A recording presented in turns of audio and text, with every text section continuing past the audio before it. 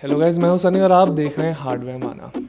Okay, तो मुझे बताओ क्या हो जब आपके पास रिजल्ट्स ऑलरेडी हैं लेकिन फिर भी आप उनको वैलिडेट नहीं कर पा रहे। आपके सामने नंबर्स हैं लेकिन आपको नंबर्स नहीं मिल रहे। समझ नहीं आया।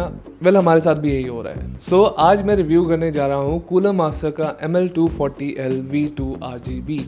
ये एक budget 240 millimetre all in one liquid cooler है जो रिप्लेसमेंट है कि पुराने ML240L का। इसकी टेस्टिंग में हमें काफ़ी कुछ अजीब अजीब सी कंक्लूजन्स मिली और इसी वजह से थोड़ा सा रिव्यू डिले हो गया। तो हम चाहते थे आपको भी बताएं क्या प्रॉब्लम्स हमें आई और क्या बेसिक फीचर्स है इस कूलर के। तो बिना किसी देर के लेट्स बिगिन।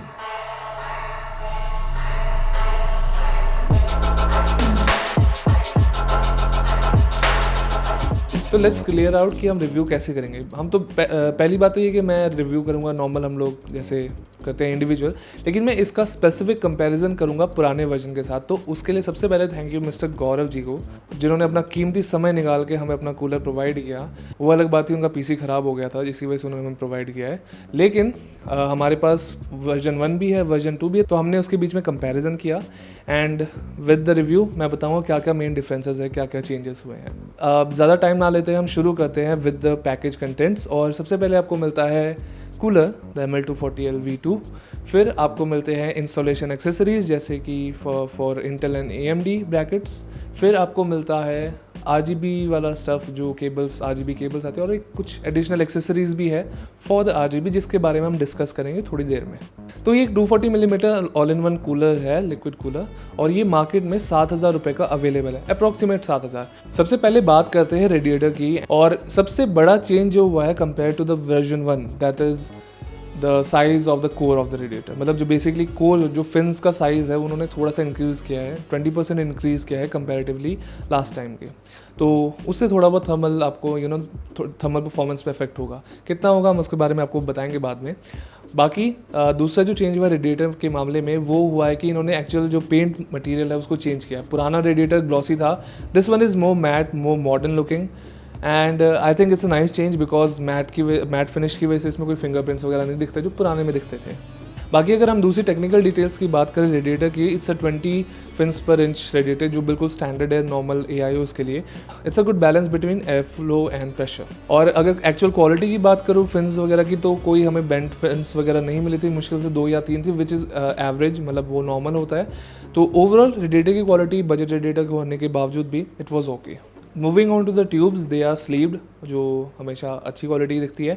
और बाकी ट्यूब्स के मुकाबले, बाकी ऑल इन वन कूलर्स के मुकाबले इन कूलर मास्टर की ट्यूब्स हमेशा थोड़ी हार्ड रही है। And the reason being because ये अंदर टेफ्लॉन लाइंड ट्यूब्स यूज़ करते हैं जो थोड़ी सी कंपैरेटिवली हार्ड होती है। लेकिन इसका बेनिफिट ये होता है कि आपकी जो मतलब परमिएशन है बेसिकली जो अंदर लिक्विड है वो कम लीक होने के चांसेस होते हैं, जो ज़्यादा ड्यूरेबल है। अगर लेंथ की बात करूँ तो इट्स मोर देन सफिशिएंट किसी भी टाइप के केस में इंस्टॉल करने में, चाहे आप फ्रंट पे इंस्टॉल करें या ऊपर इंस्टॉल करें, कोई प्रॉब्लम आएगी नहीं आपको। अगर कंपेयर करें वर्जन 1 से तो इट्स कम्प्लीटली सिमिलर, कोई डिफरेंस नहीं है ट्यूब्स के बीच में। If we talk about the pump head, it's different. ये यहाँ पे सबसे ज़्यादा इन्होंने चेंज किया है, और बिकॉज मैं खोल के तो नहीं चेक करने वाला, डिसअसेंबली नहीं कर रहा एक्चुअली कूलर की, लेकिन इन्होंने क्लेम किया है कि जो इनका एक्चुअल पंप है, पहली बात तो वॉल्यूम बढ़ाया है, दूसरी चीज़ इसको थोड़ा सा ज़्यादा स्ट्रक्चरली थोड़ा ज़्यादा स्ट्रॉन्गर बनाया है। तीसरी वॉल्यूम के साथ साथ इन्होंने इम्पेलर का साइज़ भी बढ़ा गया। इम्पेलर वो कंपोनेंट होता है जो एक्चुअली लिक्विड को घुमाता है, तो उन्होंने आप कह सकते हैं थोड़ा ज़्यादा इसको कंस्ट्रक्शन इसकी थोड़ी सी चेंज किया ताकि ज़्यादा लिक्विड मूव कर सके कम शोर के साथ। अगर मैं कंपैरिजन करूँ पुराने वाले वर्जन से, there is definitely some change. I think the matte finish looks much cleaner, और जो एजेस है वो भी कम शैम्फर्ड है, थोड़ी ज़्यादा क्लीनर एजेस है। ये थोड़ा एक्चुअली जो पंप हेड है वो थोड़ा साइज़ में बड़ा भी है। अगर एक्चुअल पंप मोटर की बात करें, it's a 3 phase 3 pin non PWM motor. It's common, मतलब कुछ ऐसा खास नहीं है इसमें, सच बताऊँ। लेकिन RPM में काफ़ी चेंजेस हुआ है बिकॉज पुराना जो मोटर था इनका, पुराना जो पंप था वो उसकी RPM थी 2200 RPM। तो ये जो नया वाला पंप है ये स्पिन करता है 2400 RPM। तो 200 RPM का अप्रॉक्सीमेटली डिफरेंस है, तो थोड़ा सा तेज़ है पुराने पंप के मुकाबले। एडिशनल इन्फॉर्मेशन, पंप का कवर उतर जाता है, and I don't understand why, because I don't see कि डायरेक्ट कस्टमाइजेशन आप इसको कैसे करोगे, कैसे कस्टमाइज करोगे। But if you want that raw PCB look then you can go for it. इस कूलर का कोल्ड प्लेट बिल्कुल नॉर्मल है, कोई स्पेशल नहीं है. इट्स नॉट एज स्मूथ, मतलब एकदम मिरर फिनिश वाला कोल्ड ब्लेड नहीं है. There are still grooves and compare to the previous version ये बिल्कुल सेम है, कोई चेंज नहीं है. स्क्रू लेआउट वगैरह, साइज़ वगैरह बिल्कुल एग्जैक्टली सेम है. ऑब्वियस सी बात है कि थ्रेडरिपर को नहीं कवर कर सकता, लेकिन इंटेल का HDD platform that is a 2066 socket या 2011 सॉकेट वो फिट हो जाएंगे. एंड अब बात करते हैं उस चेंज की जो मेरे ख्याल से बहुत ही ज़रूरी चेंज था और सबसे बढ़िया चेंज किया इन्होंने, and that is with the fans. जो फैंस इन्होंने इस बार यूज़ किए हैं उनका नाम है सिकल फ्लो 120. जिन लोगों को नहीं पता मैं बता दूँ, सिकल फ्लो इनका एक बहुत ही पुराना फ़ैन डिज़ाइन था जो एक्चुअली बहुत अच्छा परफॉर्म करता था. It was one of the best budget fans available at that time, और ये बेसिकली इसका मॉडर्न वर्जन है. और इनका सबसे बड़ा जो चेंज हुआ है वो है स्टैटिक प्रेशर में, बिकॉज इनका जो फ़ैन का डिज़ाइन है उससे ज़्यादा बड़े ब्लेड्स हैं, कम फ़ैन ब्लेड्स है, लेकिन इनका जो स्वीप है फ़ैन ब्लेड्स का वो ज़्यादा बड़ा है. और दूसरी चीज़ ये है कि इसकी जो फ्रेम का डिज़ाइन है वो भी थोड़ा ज़्यादा बेटर लगा मुझे, बिकॉज पुराना फ्रेम जो था it was nice, it was okay, लेकिन वो स्क्वायर वर्जन वाला नहीं था, इसकी वजह से थोड़ा सा प्रेशर लीक होने का चांसेस रहता था. लेकिन अभी वाला जो फ़ैन फ्रेम का डिज़ाइन है इट्स अ कम्प्लीटली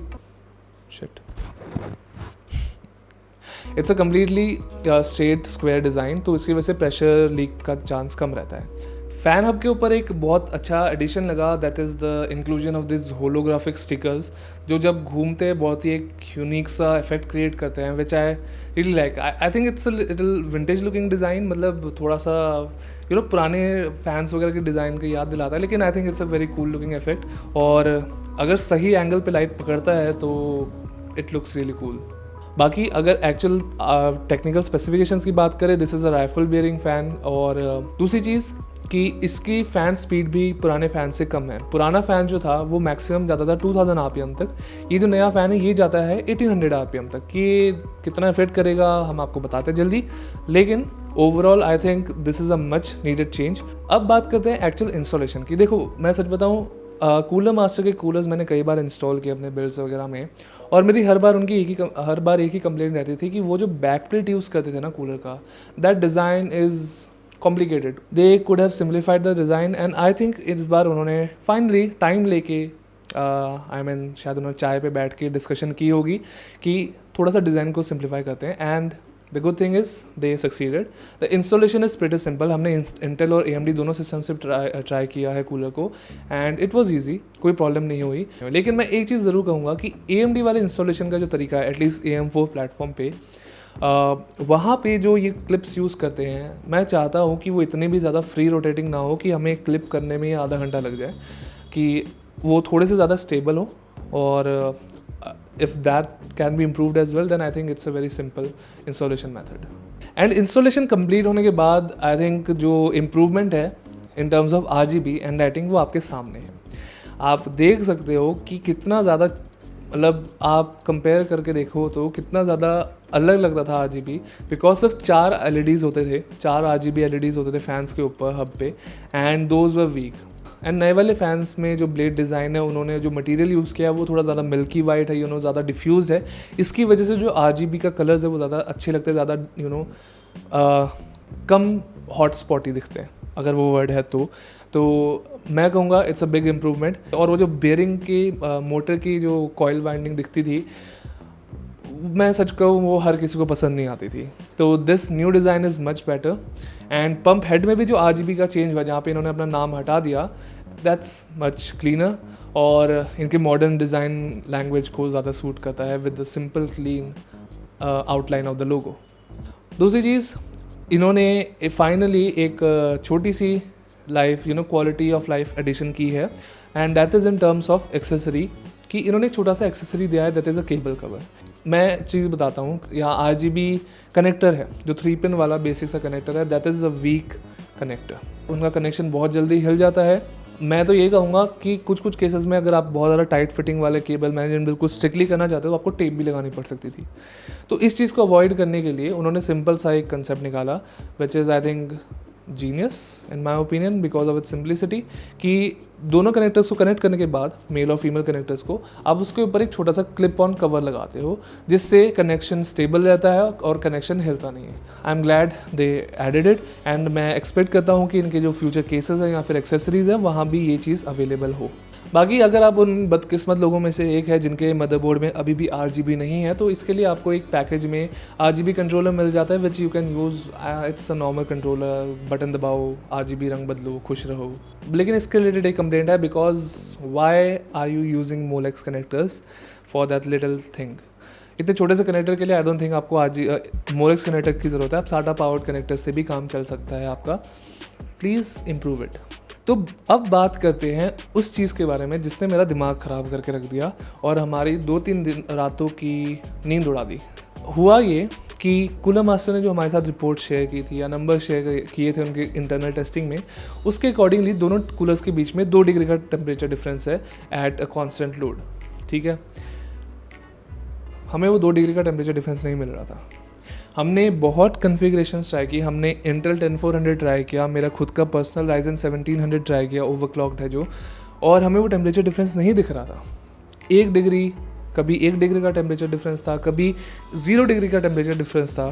ठीक है, सेम टेस्टिंग कंडीशन में एम्बिएंट टेम्परेचर्स को भी जब हम कंसिडर करते तब भी सेम टेम्परेचर रिजल्ट आए। तो आई सीरियसली डोंट नो क्या रीज़न था ये होने का, बट ऐसा हो रहा था बार बार। लेकिन हमने दोबारा टेस्टिंग की, we change to a different application and we tried it, and दोनों कूलर्स के बीच में फाइनली हमें वो कोविटेड पूरी मतलब जिसकी हम इंतज़ार कर रहे थे वो 2 डिग्री का डिफरेंस दिख गया हमें। तो फाइनली जो रिजल्ट्स है बेसिकली यही बताते हैं कि जो नया वाला कूलर है, जो नया वाला रेडिएटर डिज़ाइन है, यहाँ पंप का चेंज हुआ है, उसकी वजह से थोड़ा बहुत फ़र्क पड़ता है एंड आपको आराम से 1 या 2 डिग्री का डिफरेंस दिखेगा।